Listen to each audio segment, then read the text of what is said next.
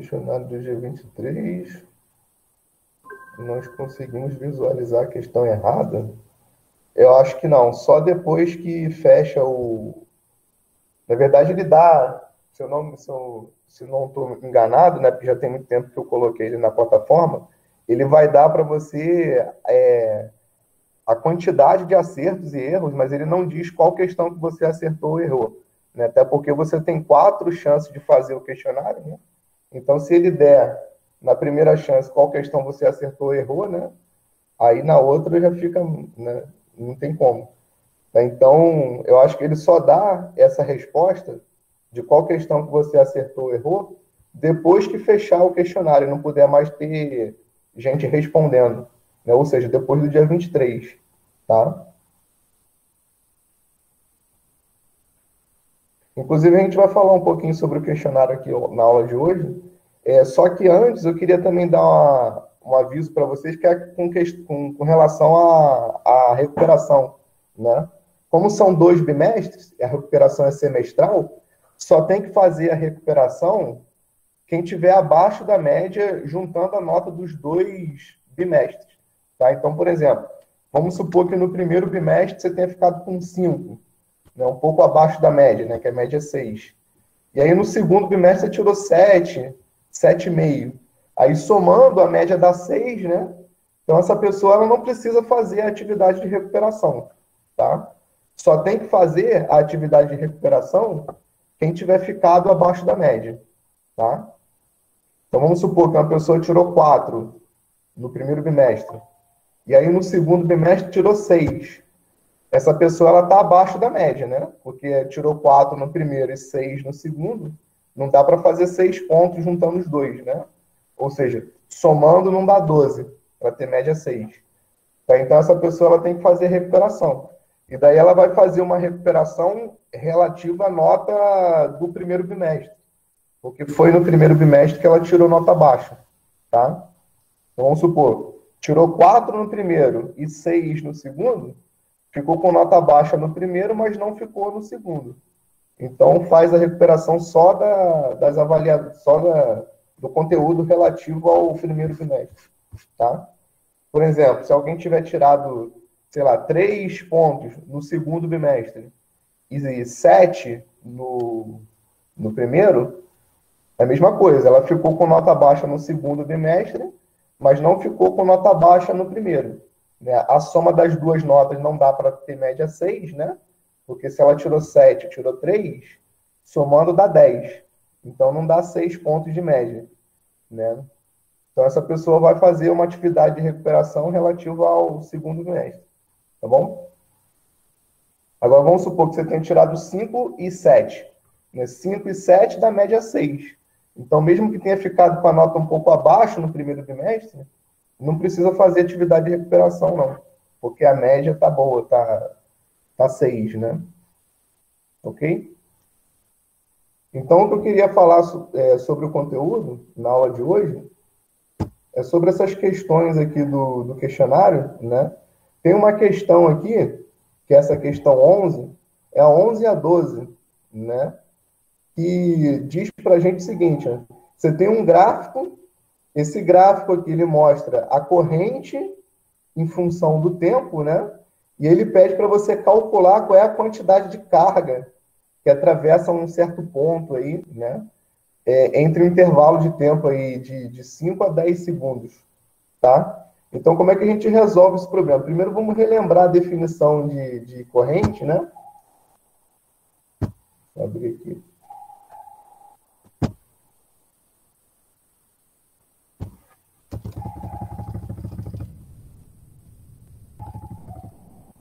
Então, a gente aprendeu há um tempo atrás aí, né? Que a corrente elétrica ela é dada por essa expressão.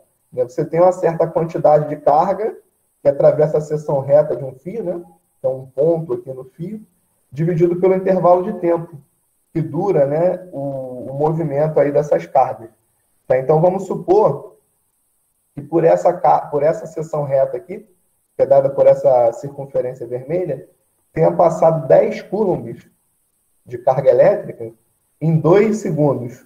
Né? Qual que é a corrente elétrica que está passando ali? Se são 10 coulombs em 2 segundos, você divide 10 por 2, dá 5, né? Então, essa corrente é uma corrente de 5 amperes, tá?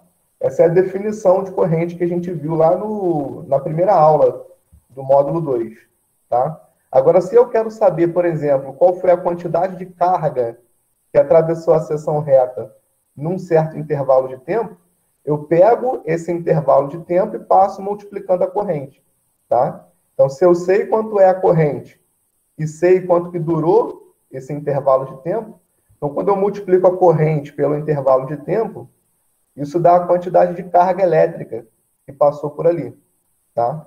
Então, é isso que a gente tem que fazer nessa questão aqui, né? Caso vocês não tenham entendido, né? Ó, você tem um gráfico aqui que mostra, né, como é que a corrente varia conforme o tempo passa, tá bom? Então, por exemplo, ó, entre o intervalo de tempo 0 segundos e 5 segundos, essa corrente é uma corrente constante, que vale 5 amperes, tá vendo? O gráfico é uma linha reta horizontal. Então, entre um tempo 0 e o tempo 5, a corrente ela não muda. Ela fica estagnada ali naquele valor de 5 amperes. Tá? A partir de 5 segundos até um instante de tempo de 10, aí essa corrente ela não é mais constante. Ela está variando, tá vendo?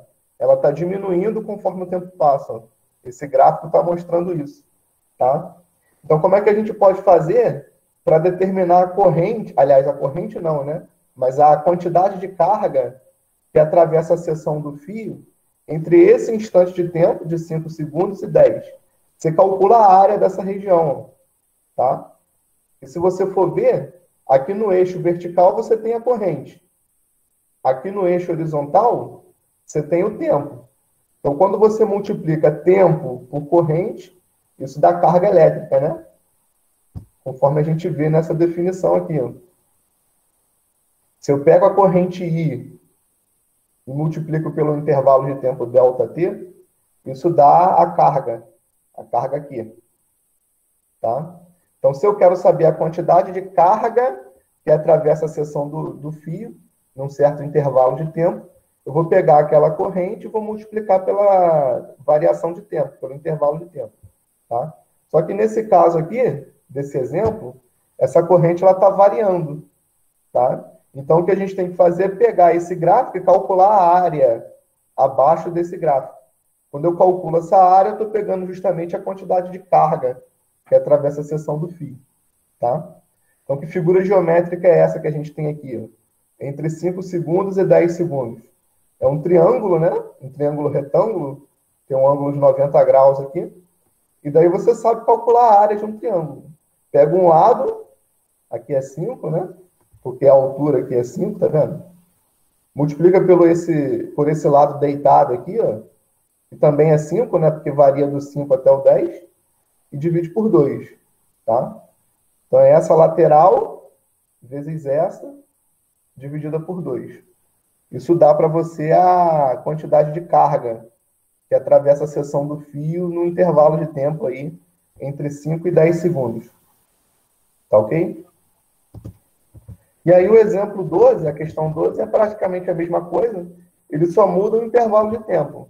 Aqui na primeira questão, nessa 11, você quer saber qual que é a carga que atravessa a seção reta entre 5 e 10 segundos. Então, só te interessa a área desse triângulo, tá? Porque tem que ser a área dentro daquele intervalo de tempo, né?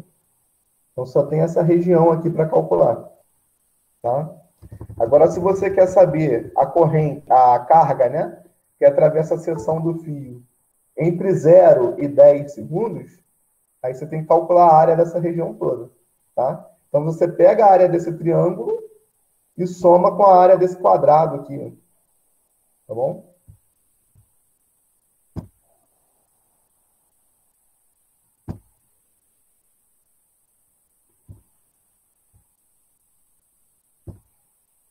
Então, toda vez que você tiver aí um gráfico, né, corrente em função do tempo, para você saber qual que é a quantidade de carga que atravessa a seção reta do fio, você vai calcular a área abaixo do gráfico, dentro daquele intervalo de tempo que interessa para você determinar a quantidade de carga, tá bom? Então, na número 11, aqui em cima, você só quer saber a carga entre 5 e 10 segundos, por isso que você vai olhar só para a área desse triângulo. E aí, na questão 12, você quer saber a carga entre 0 e 10 segundos. E você tem que olhar para a área debaixo do gráfico, nessa região toda aqui. Tá bom? As outras questões são bem simples, né? Fala aqui sobre lei de Ohm também, ó. Você tem um gráfico, né, que é a resistência em função do comprimento, e daí você tem que achar a resistividade e tal. Né? Então, fazendo uma recapitulação aqui do que a gente viu ao longo do segundo bimestre, né? Nessa primeira aula aqui, que é a aula 7, né? A gente falou sobre a definição de corrente elétrica. Então, a gente viu que a corrente elétrica é a quantidade de carga, né, por intervalo de tempo que atravessa uma certa seção reta do fio, tá certo? E aí, na aula seguinte, na aula 8, a gente discutiu as leis de Ohm, né, e começou a falar sobre a associação de resistores. Então, esse assunto aqui, de repente, é o mais importante desse segundo bimestre, né? Então, a primeira lei de Ohm relaciona as variáveis aqui num circuito, né? Você tem a bateria ela produz uma DDP, que é representada por essa letra V aqui, né? Então, essa DDP ela é igual à resistência do teu objeto que está ali, pode ser uma lâmpada, um eletrodoméstico qualquer, né? Vezes a corrente que está fluindo nesse circuito, tá? Essa é a primeira lei de Ohm. Essa lei aqui ela é uma lei muito importante, como a gente já viu, né? No estudo dos circuitos, tá bom? Então, entendam bem essa lei aí, porque ela vai fazer muita diferença. Inclusive, as questões do Enem, né, como geralmente no Enem se cobra muito essa parte de circuitos elétricos, isso aí é uma coisa que cai bastante, né, essa primeira lei aqui provavelmente vai estar presente lá na prova do Enem, que vocês vão fazer, de repente, daqui a uns 2 meses, né? E aí o resistor ele pode ser ôhmico, né? Então, o resistor ôhmico é aquele resistor ideal, né? E o valor da resistência R, esse R aqui, ó, não varia por nada, né? Não varia com a temperatura, não varia com o tempo, não varia por nada, é uma constante, tá? Então, quando o teu resistor é ôhmico, o gráfico da DDP em função da corrente vai ter que ser uma linha reta, como a gente está vendo aqui, tá? E aí vale a relação de proporção entre a DDP e a corrente, tá? Você dobra a DDP, a corrente dobra. Você triplica a DDP, a corrente triplica, tá bom? Então, um resistor ôhmico, que é aquele resistor que obedece à lei de Ohm, é aquele resistor cujo valor da resistência, o R, não varia por nada, tá? É a inclinação dessa reta aqui. A gente viu a segunda lei de Ohm, né? Essa segunda lei de Ohm aqui, ela costuma cair menos no Enem, mas ela diz para a gente aí como é que, dado as dimensões de um certo resistor, eu posso calcular a resistência dele, né? Então, a resistência de um resistor depende de 3 coisas. Depende do material de que é feito o resistor, né? A informação do material está nessa letra ρ aqui, né? Que é a resistividade elétrica, tá bom? Depende do comprimento desse cilindro, né, que faz o resistor, e depende da área, dessa área aqui do cilindro, tá? Então, quanto maior o comprimento, maior a resistência. E quanto maior a área, menor a resistência. É por isso que a relação entre a resistência, a resistividade, o comprimento e a área é dado por essa fórmula que a gente está vendo aqui.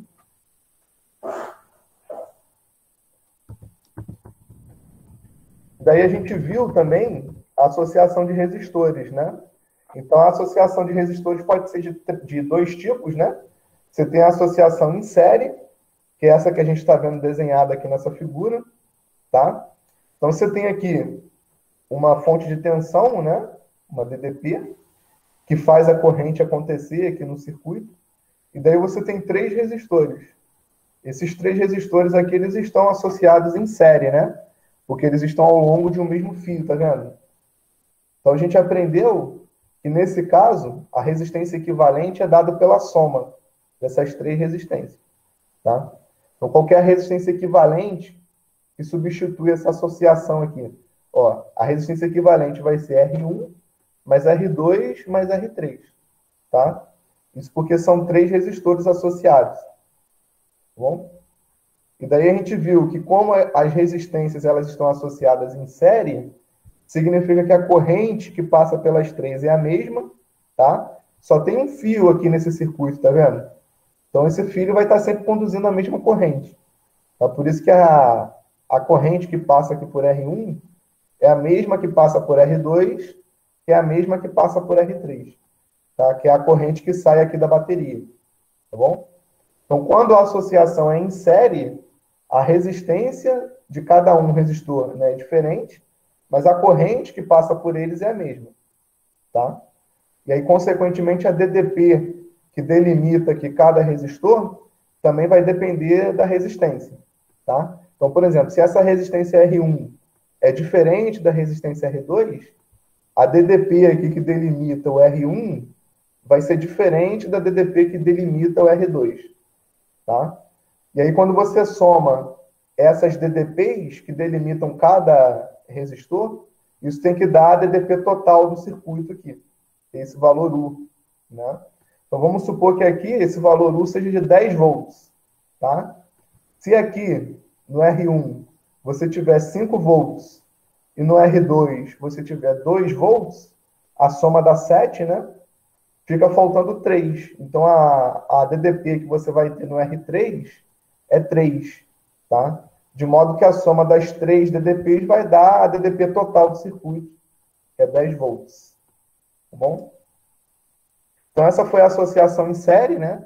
Que a gente estudou bastante também nas aulas anteriores. Aqui tem um exemplo, né? Nesse exemplo, a gente viu que como as três resistências são iguais, então a corrente que passa por elas é a mesma, a DDP também é a mesma, né? A DDP que delimita cada resistor, né? Porque isso aqui é um caso particular, onde as três resistências são iguais, tá? Então, logicamente, se as resistências são iguais, as DDPs aqui que delimita cada resistor tem que ser iguais também, né? Agora, se as resistências fossem diferentes, aí essas DDPs seriam diferentes, tá bom? E daí, na aula seguinte, na aula 9, a gente falou sobre associação em paralelo, né?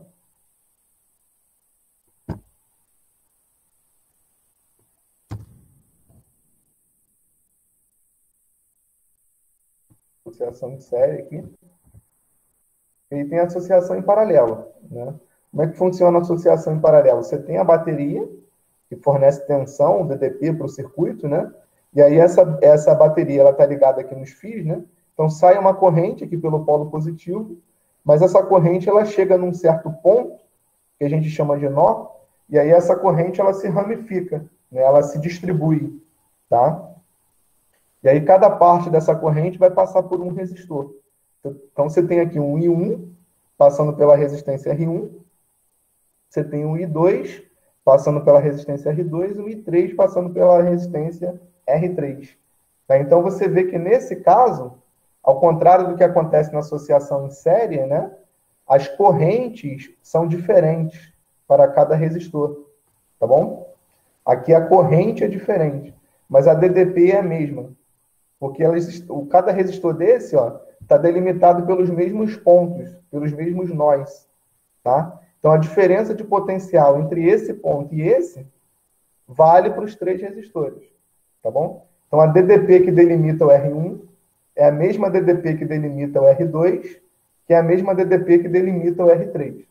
As correntes são diferentes, mas as DDPs são iguais, tá bom? Então, você vê que o que acontece na associação em paralelo é o contrário do que acontece na associação em série. Né? Na associação em série, você tem a mesma corrente e DDPs diferentes. Na associação em paralelo, você tem correntes diferentes e a mesma DDP, né, para os resistores que estão associados em paralelo. Tá? E aí, por conta disso, né, quando você vai determinar a resistência equivalente, você usa essa regrinha que está aqui. O inverso da resistência equivalente é a soma dos inversos das resistências que estão associadas em paralelo, tá bom? Então, 1 sobre R é Q, né, que é a resistência equivalente, é 1 sobre a resistência R1, mais 1 sobre a resistência R2, mais 1 sobre a resistência R3, tá bom? Então, no caso aqui da associação em paralelo, a maneira como a gente calcula a resistência equivalente é um pouco mais complicada, né, do que no caso da associação em série.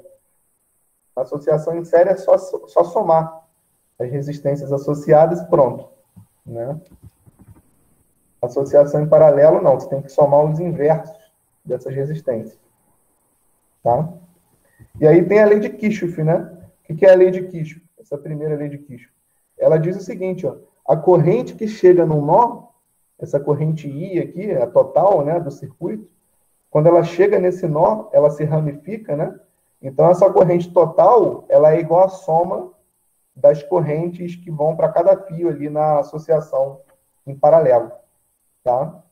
Então, esse I1 mais o I2 mais o I3 somados tem que dar essa corrente total aqui que chega no nó. Tá? Isso que é a primeira lei de Kirchhoff. Escrito aqui, tá vendo? A corrente que chega no nó é igual à soma das correntes que saem do nó. Tá? E tem uma coisa interessante que a gente viu também, um exemplo atrás aí, né, de uma aula dessas atrás aí, é que se, por acaso, um fio desses aqui não tiver resistência nenhuma, por exemplo, vamos supor que esse R2 aqui seja retirado, e aí você deixa o fio sem nenhuma resistência. Aí você vai estar produzindo um curto-circuito, tá? Então, quando você produz um curto-circuito, aquela corrente total que vem aqui e chega no nó, ela vai passar toda por esse fio, que está sem resistência. Então, você não vai ter corrente nenhuma passando aqui pelo R1 e você não vai ter corrente nenhuma passando pelo R3. Tá? Se você retirar essa resistência R2 aqui, né, e deixar o fio sem nenhuma resistência. Tá bom? Quando você faz isso, você está produzindo um curto-circuito e daí toda a corrente que chega num nó vai passar por esse fio sem nenhuma resistência.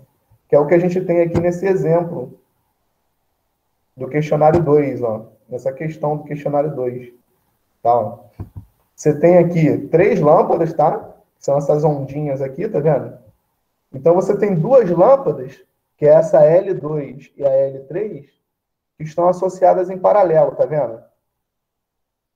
Essa associação em paralelo está em série com a lâmpada L1, tá? Só que tem um fio aqui, ó, sem nenhuma resistência, que você pode ligar ou desligar ele, tá vendo? Então, se você liga esse fio, o que você está fazendo é produzindo um curto-circuito aqui, ó. E daí nenhuma corrente vai passar pelo L2 e pelo L3. Tá? Toda aquela corrente que sai da bateria passa pelo L1, mas aí vem por aqui, ó, por esse fio do meio, né, se essa chave estiver ligada, tá? Então, toda aquela corrente vai passar por aqui, não vai ter nenhuma corrente passando pelo L2 e pelo L3, tá bom? Aí, com isso, fica fácil de você responder, né? Qualquer resposta certa aqui que ele pede, tá? Então, quando a chave está desligada, igual está aqui nessa figura, então não tem curto-circuito. Esse fio aqui ele não está funcionando, ele não está acontecendo aí no circuito, tá? Então, quando a chave está desligada, você tem corrente passando pelo L2 e você tem corrente passando pelo L3, tá? Agora, se você liga essa chave, então toda aquela corrente que vem da bateria vai passar por aqui. E aí você não vai ter corrente passando pelo L2 e pelo L3. Só pelo L1, né? Porque o L1 está ao longo desse circuito aqui, ó. Tá?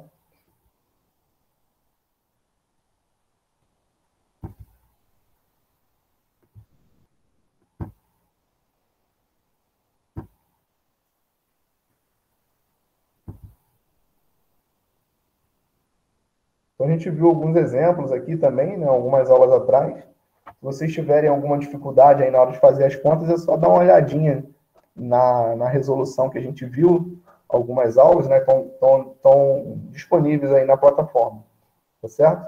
Então, por exemplo, nesse exemplo, a gente tem uma associação em paralelo, né? Você tem uma resistência de 6 ohms e uma de 12 ohms. E aí você tem que calcular a corrente total através desse amperímetro e tem que calcular a diferença de potencial total, né? Através desse voltímetro aqui, tá? Então você faz a associação em série, aliás, em série não, em paralelo aqui, né? Determina a resistência equivalente. Com isso você calcula a corrente, porque você sabe que essa DDP aqui vale 36 volts, né? Então a resolução está feita aqui. Depois vocês podem dar uma olhada aí.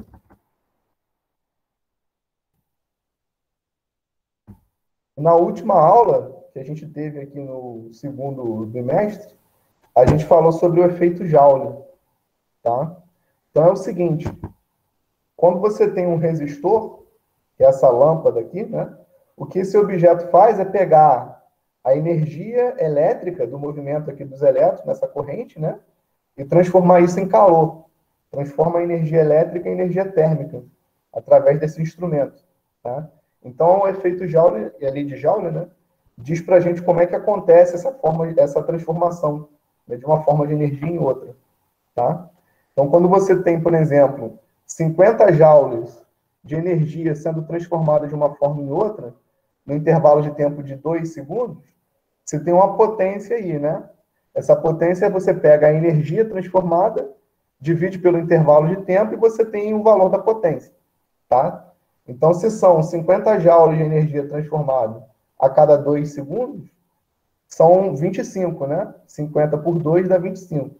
Tá? Então, essa lâmpada aqui vai estar produzindo uma potência de 25 watts. Tá?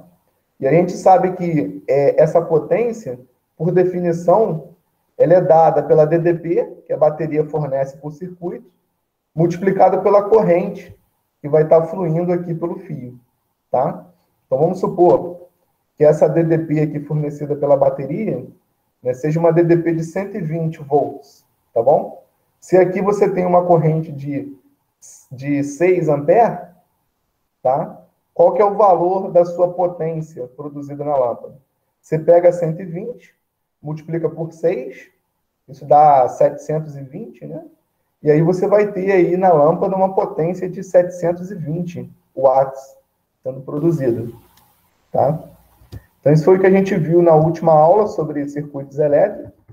E a gente aprendeu que a gente pode reescrever essa definição aqui, ó, de outras formas, né? Então, a gente pode escrever, por exemplo, a potência dissipada, não em termos da tensão fornecida pela bateria e da corrente, mas em termos da resistência da corrente, né? Então, se eu uso a primeira lei de Ohm, dentro daquela definição, eu chego nesse resultado aqui, ó. A mesma potência ela pode ser calculada pegando a resistência e multiplicando pela corrente ao quadrado, tá bom? Ou então pegando a DDP, né, da bateria e dividindo pela resistência. Você pega a DDP, eleva ao quadrado e divide pela resistência. É uma forma de calcular a potência também. A gente viu alguns exemplos aqui. Também a resolução está nas gravações aí, que está na plataforma, né? E foi isso, tá? Então, essas 4 aulas, a aula 7, a 8, a 9 e a 10, são o suficiente para vocês fazerem lá as questões do questionário, tá bom? Não deixem de fazer para não ter que fazer atividade de recuperação, tá? Vale mais a pena vocês fazerem logo aí essa atividade na plataforma para não correr o risco de ter que fazer atividade de recuperação.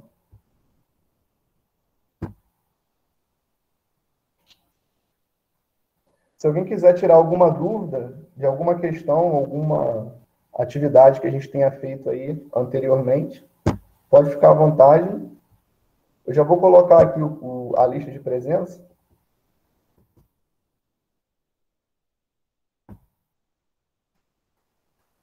E aí, se vocês não tiverem dúvida, está liberado aí, tá bom?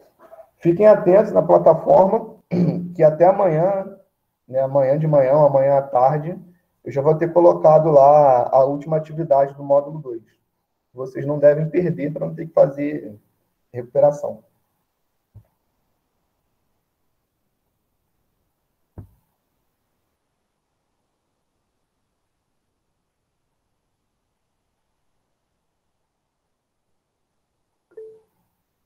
Boa semana, bom dia.